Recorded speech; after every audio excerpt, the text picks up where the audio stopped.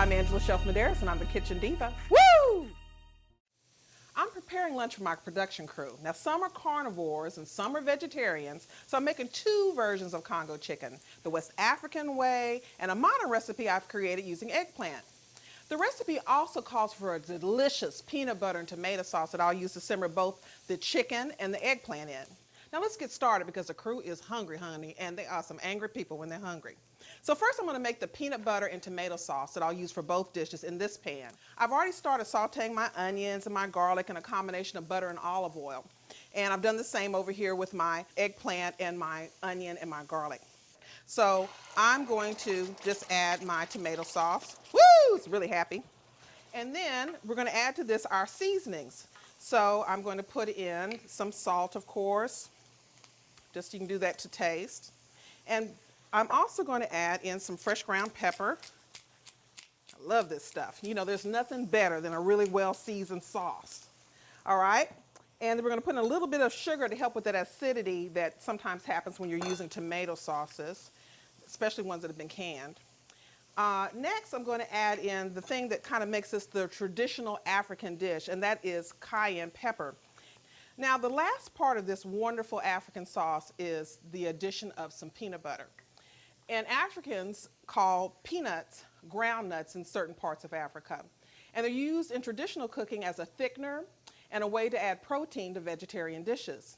Now, I'm using an organic peanut butter, which I've melted just a little bit in the microwave. So that way I can just mix it right into my sauce with no problem whatsoever.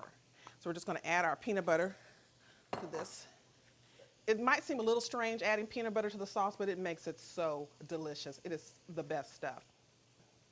Oh, honey, my sauce is looking as smooth as a love song, baby. It looks like Barry White in here. Woo! It's very smooth. And the next step that I'm going to do that makes this fast and easy, kind of like African fast food, is that I've purchased this rotisserie chicken. The traditional recipe calls for boiling the chicken, and then a lot of times I use the stock or the broth from the chicken to make my couscous. But I found that using a rotisserie chicken, I'm still able to infuse all the traditional flavors from Africa, but I save time because I've got this convenience product. I love that. So we're going to add this to the sauce. Just a few pieces. Sort of coat them in there. And let that reheat a little bit. So this is going to be delicious and very wonderful. Now I'm going to go ahead and plate these two fabulous African-American dishes up. I have the traditional Congo chicken, and my eggplant dish is good to go, so we're going to serve that up.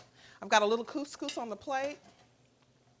We're going to let our rotisserie chicken reheat, and that is basically our dish. It's just that easy. Oh, that is good. Well, it's time to feed the crew. So that's all the recipes the Kitchen Diva has for you today.